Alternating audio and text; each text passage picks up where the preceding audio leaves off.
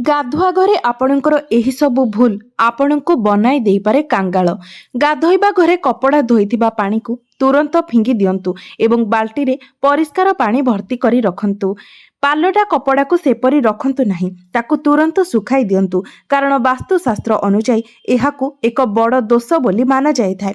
जेतेबेले आपण गाधोई बाहरिबे ता पूर्वरु बाथरूम को भल भाबरे सफा करिदेबे, कारण बाथरूम अपरिष्कार रखिबा द्वारा राहु केतु रुष्ट होइथांती, जहार प्रभाव आपणकर जीवन उपरे पड़िथाए।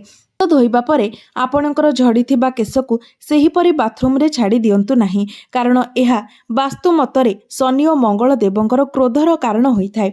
आपणकर कुंडली रे शनि एवं मंगलंकर कुप्रभाव पड़िथाए, जहा जोगु आपणकर हेबा काम मध्य होई नथाए। आपणको प्रत्येक कार्य रे असफलतार सामना करिबाको पड़िथाए।